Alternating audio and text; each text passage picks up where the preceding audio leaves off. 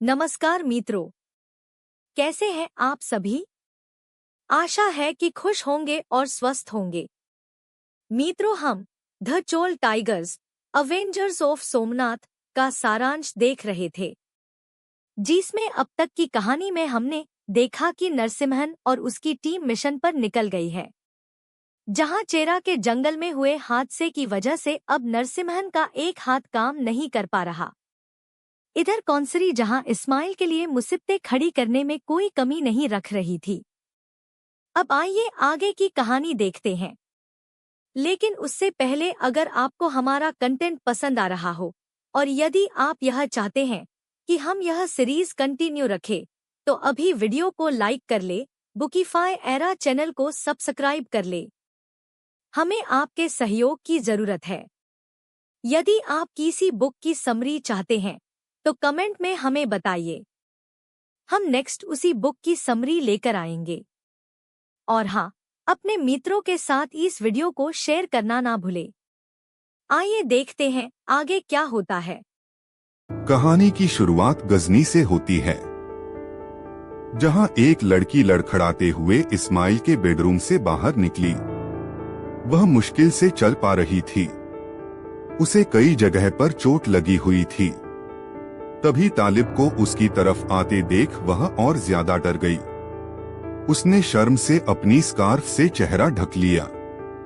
तालिब पास आया। तालिब उसे देखकर कांप उठा। उसने तुरंत गुलाम लड़की को पहचान लिया। उसका नाम यजादेह था, जो मात्र 13 या 14 साल की थी। वह एक गुलाम थी। उसके पिता भी इस्माइल के गुलाम थे। तालिब ने उसे मेन सर्वेंट के कमरे में भेजा, जहां रेशमा ने उस छोटी सी बच्ची की पट्टी बांधने में उसकी मदद की। वह अभी ऐसी तकलीफ झेल कर आई थी जो किसी भी बच्चे को नहीं झेलनी चाहिए थी। तालिब ने गहरी सांस लेकर अपने चेहरे पर मुस्कान बनाई और अपने मालिक के बेडरूम में चला गया। तालिब इस्माइल के पास बैठ गया। हुक्के की कष्ट लेकर इस्माइल ने तालिब को एक चिट्ठी दिखाते हुए कहा, हमें जश्न मनाना चाहिए। मुझे अच्छी खबर मिली है, असली खिलाफत अब शुरू होगी। उन्होंने सुल्तान से निपटने के लिए समुद्र के रास्ते आदमी भेजे हैं। ग्वादर जाने का इंतजाम करवाओ, हम उनका स्वागत करने जरूर जाएंगे। तालिब ने कहा, वाकई यह अच्छी खबर है। सब कुछ ठीक वैसा ही हो रहा है जैसा आपने सोचा था। मेरे मालिक ग्वादर बलूचिस्तान का मेन पोर्ट था। यह गजनवी साम्राज्य के लिए नेवल ट्रेडिंग हब के तौर पर काम करता था। तभी तालिब अपने मालिक को सावधान करते हुए कहता है कि हमें सुल्तान की वफादारी के दिखावे को बनाए रखना होगा ताकि हम पोर्ट पर कंट्रोल कर सकें। और बड़ी ही शांति से तालिब ने इस्माइल से गुजारिश की कि अगर हो सके तो यजादेह को अब दूसरी बार न बुलाया जाए। वह सिर्फ एक छोटी बच्ची है।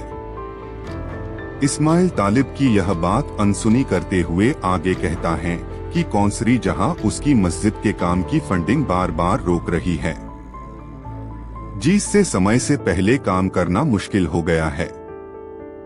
वह तालिब को गंभीरता से कहते हैं, तुम मेरे बेटे से मिले हो, फंडिंग की समस्या अब वही सुलझा सकता है, उससे बात करो। दरअसल किसी को भी यह पता नहीं था कि इस्माइल का एक बेटा भी है, और खुद इस्माइल को भी यह बात कुछ समय पहले ही पता चली थी, और वह बहुत अच्छी स्थिति में भी था, जिससे इस्माइल की मदद हो सकती थी। इस्माइल दोपहर में मस्जिद के पोर्टिको में खड़ा था, जहां यजादेह और तालिब भी उसके साथ कुछ कदम पीछे खड़े हुए थे। तालिब की गुजारिश के बावजूद भी इस्माइल यजादेह को अपने साथ लाया था। तालिब को एहसास हो गया था कि इस्माइल यजादेह के पीछे पागल होता जा रहा है। वहां मस्जिद के धार्मिक पुलिस 600 गुलाम मजदूरों को एक लाइन में खड़ा करके काम करवाने के लिए कोड़े मार रहे थे। उससे थोड़ी दूर बच्चों और बुजुर्गों से भरे पिंजरों का एक झुंड था। बच्चों और बुजुर्गों को कम मेहनत वाले कामों में लगाया गया था। हजारों मर्द, औरतें और बच्चे जब से उन्हें गजनी के ब्लैक मार्केट में लाया गया था, तब से जानवरों की तरह कैद में जी रहे थे। थोड़ी ही देर में मोहम्मद गजनी और उसकी पत्नी कौसरी जहां वहां पर आते हैं। उनके साथ सुल्तान का प्रेमी मलिक अयाज भी था। सुल्तान मोहम्मद को इस्माइल ने ही वहां बुलाया था ताकि वह गुलामों को प्रोत्साहित कर सके। मोहम्मद उन गुलामों के सामने एक फरमान रखता है, अगर उन्होंने दिए गए वक्त के अंदर मस्जिद का काम पूरा कर दिया तो वे सल्तनत के धर्म यानी इस्लाम से जुड़ सकते हैं और फिर गुलामी से छूटकर एक आराम की जिंदगी जी सकते हैं। ऐलान के बाद वे सभी जा रहे थे। तभी मलिक अयाज तालिब के पास आकर उससे कहता है कि इंतजाम हो गया। 10,000 सोने के दीनार, लेकिन कैसा इंतजाम? क्या मलिक अयाज सुल्तान मोहम्मद को धोखा दे रहा था? इस तरफ नरसिम्हन शक्तिशाली चोल फ्लैगशिप चंद्रहास के फोरडेक पर खड़े थे। सामने श्रीविजय साम्राज्य की नेवी का टूटा हुआ बेड़ा था।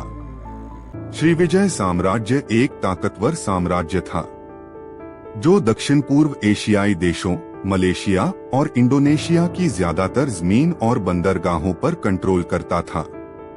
अभी श्रीविजय साम्राज्य और चोल साम्राज्य के बीच समुद्र में युद्ध हो रहा था।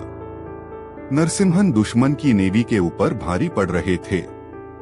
तभी एक शाही दूत राजा राजेंद्र चोल का आदेश लेकर नरसिम्हन के जहाज पर आता है। राजेंद्र चोल का जहाज उनसे थोड़ी ही दूरी पर खड़ा हुआ था। वह हमला रोकने का आदेश था क्योंकि वे युद्ध जीत चुके थे। तभी जहाज तेज लहरों की वजह से अचानक लड़खड़ाया और नरसिम्हन सपने से जाग गए। यह एक सपना था। नरसिम्हन सिकबे में अकेले लेटे हुए थे और उसे पता नहीं था कि टॉप डेक पर क्या हो रहा है। ऊपर डेक पर क्रू एक बड़ी मुसीबत का सामना कर रहा था। चोला स्कूनर पानी में जितनी तेजी से हो सके आगे बढ़ रहा था। एक बड़े से जहाज द्वारा उनका पीछा किया जा रहा था। वो जहाज सैनिकों से भरा हुआ था। समुद्री कोहरे की वजह से चोल स्कूनर उसमें ढक गया था। फिर भी वे मेटल बोल्ट से चोल सैनिकों पर हमला किए जा रहे थे। पहले उन्हें लगा कि कहीं ये किराए के वही अरब सैनिक तो नहीं हैं, जिन्हें उन 15 चालुक्य सैनिकों ने नरसिम्हन को मारने के लिए पहले से हायर किए हुए थे। पर अब चोल स्क्वाड उनके निशाने पर था। नरसिम्हन की तबीयत वीक होने की वजह से स्क्वाड की लीडरशिप अब विजयन के हाथों में थी। विजयन अपने आदमियों को सरेंडर का सिग्नल देने के लिए सफेद झंडा उठाने का और स्टैंडर्ड धुन में बिगुल बजाने का ऑर्डर देता है। फिर वह सलमान यानी सोमेश्वर से कहता है, जब अरब जहाज पर आएंगे तो आप उनसे बातचीत शुरू करना, क्योंकि आप उनकी भाषा सबसे अच्छे से जानते हैं। सोमेश्वर सिर हिलाकर हाँ में जवाब देते हैं। तभी अंसार नाम का एक लड़का विजन से कहता है कि मेरे पास एक और आइडिया है। ब्रिगेडियर अंसार अमल का भाई था। अमल के तीनों भाई इस मिशन पर उसके साथ आए थे। अंसार सबसे छोटा था और उसने चेरा नौसैनिक अभियानों में काम भी किया था, जिससे विजन को पता था कि अंसार को समुद्री युद्ध की रणनीति का अच्छा अनुभव है। अंसार सुझाव देता है कि वह लाइफ बोट में बैठकर नीचे समुद्र में उतर जाएगा। हमारे स्कूनर पर आने के लिए दुश्मन के जहाज को धीमा होना पड़ेगा। ठीक तभी मैं दुश्मन के जहाज के पतवार, पीछे के बैलास्ट और स्टेबलाइजर को खराब कर दूंगा। तेज हवा और पानी की तेज लहरों की वजह से उनका जहाज आगे नहीं बढ़ पाएगा और पानी में डूब जाएगा। विजन को उसका आइडिया पसंद आता है। उसने अंसार को अनुमति दे दी। वह सुरक्षा के लिए 2 सैनिकों को अंसार के साथ जाने का आदेश देता है। अमल भी अपने भाई के साथ जाने के लिए तैयार होती है। विजन उसे मना करना चाहता था, पर वह ये भी जानता था कि तुर्क सैनिक काफिर औरतों को रेप और हमले के लिए आसान शिकार मानते थे। और उस बड़े जहाज में तुर्क सैनिकों के होने की बड़ी संभावना थी। इसलिए यह अच्छा होगा अगर अमल जहाज पर पकड़ी ना जाए। इस वजह से विजन कुछ नहीं कहता, लेकिन उसका चेहरा सब कुछ कह रहा था। अमल विजन की स्थिति समझ रही थी। स्त्रियों की इंट्यूशन पावर पुरुषों से कहीं ज्यादा होती है। उन्हें समझने के लिए शब्दों की जरूरत नहीं होती, वे चेहरे पढ़ सकती हैं। उसने विजन को ध्यान से देखा और फिर अपने भाई अंसार के साथ चली गई। मुझे तुम जिंदा वापस चाहिए, विजन ने उनसे कहा, और वे लाइफ बोट में बैठकर अपना काम करने चले गए।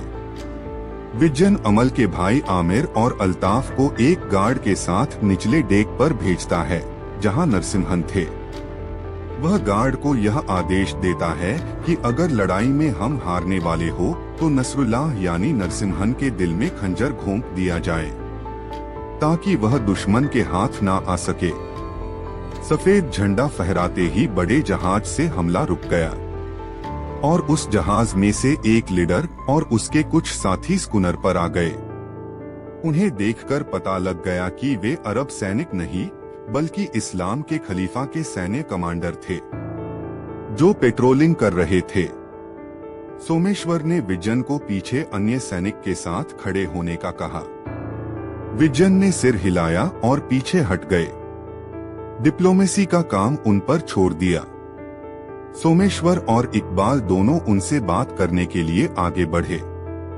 इस तरफ अंसार की टीम जहाज के पीछे वाले हिस्से तक पहुंच गई थी, पर उन्होंने देखा कि जहाज में पतवार को रस्सी से नहीं बल्कि लोहे की चेन से बांधा गया था, जिसे काटना नामुमकिन था।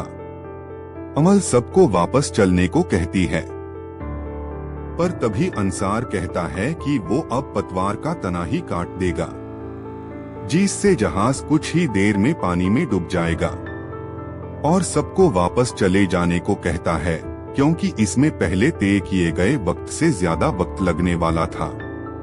अमल उसे छोड़कर जाने से मना कर देती है। इस तरफ सोमेश्वर ने कमांडर को अपना परिचय देते हुए कहा, मैं सलमान शाह हूँ और यह मेरा दोस्त इकबाल है। हम भारत के गुजरात इलाके के व्यापारी हैं। हमारे सभी क्रू मेंबर मोमिन हैं। हम मक्का की तीर्थ यात्रा के लिए जा रहे हैं। तभी कमांडर ने कहा कि तो फिर तुम गलत दिशा में जा रहे हो, तुम्हें दूसरी दिशा में जाना है। इकबाल कहता है कि हम कई मज़ारों पर होकर जाने वाले हैं मेरे मालिक। उनकी बातचीत चल ही रही थी, इतने में उस बड़े जहाज से सैनिकों के चिल्लाने की आवाज आती है। सभी लोग जहाज की पीछे की ओर भाग रहे थे। जहाज में अफरा-तफरी मच गई थी, जिसे देखकर कमांडर समझ गया कि यह इन्हीं लोगों ने किया है। वह अपनी तलवार से सोमेश्वर को मारने के लिए आगे बढ़ता है। तभी विजन बीच में आकर कमांडर के पेट में तलवार से वार करता है। वह सोमेश्वर और इकबाल को नीचे भेज देता है और अब डेक की कमान सैनिकों के हाथ में थी। जहाज से आए सारे सैनिकों को चोल सैनिक मार डालते हैं। स्कूनर पर दोनों टुकड़ियों के बीच घमासान युद्ध होता है। चोल स्क्वाड अंसार की टीम के लिए रुके हुए थे। दूसरी तरफ स्कूनर की ब्लाइंड साइड से अंसार की टीम स्कूनर पर आ जाती है। विजन स्कूनर को चलाने का आदेश जारी करता है। तभी अमल चिल्लाकर उन्हें रोकने की कोशिश करती है, पर स्कूनर तब तक चलने लगा था। अमल डेक की ओर दौड़कर जाने लगी, जिसे विजन ने पकड़ लिया। वह शांत नहीं हो रही थी। वह जोर जोर से अंसार का नाम पुकार रही थी। विजन के पूछने पर उसने उस जहाज की तरफ इशारा किया। बड़ा जहाज पानी में डूब रहा था। विजन को एहसास हो गया। उसने सिर झुकाकर औपचारिक मिलिट्री सल्यूट किया। अमल रोते रोते ढेर हो गई। उसके कानों में शब्द गूंज रहे थे, मैं काम पूरा करके तुम्हारे पास लौटने का रास्ता ढूंढ लूंगा आपा। इससे पहले कि तुम अपनी प्यारी पलकें झपकाओ, मुझे ऊपर खींचने के लिए वहाँ रहना। अमल रोते हुए उस तरफ प्यार से हाथ बढ़ाती है और कहती है, मैं इंतजार करूंगी अंसार, मुझे निराश मत करना। आज की कहानी बस यही तक। आपको क्या लगता है दोस्तों, क्या अंसार वापस आ पाएगा? क्या चोला स्क्वाड सुरक्षित गजनी तक पहुंच पाएंगे? और मलिक अयाज वास्तव में किसकी साइड है, मोहम्मद गजनी या फिर इस्माइल? अब कहानी में आगे क्या होता है, जानने के लिए हमारे साथ जुड़े रहिए। अगर आपको हमारी वीडियो पसंद आई हो तो अभी इसे लाइक करें, अपने दोस्तों के साथ वीडियो को शेयर करें और हमारे चैनल को सब्सक्राइब कर लें। हम फिर मिलेंगे एक नए एपिसोड में। तब तक आप सभी खुश रहिए और स्वस्थ रहिए। नमस्कार।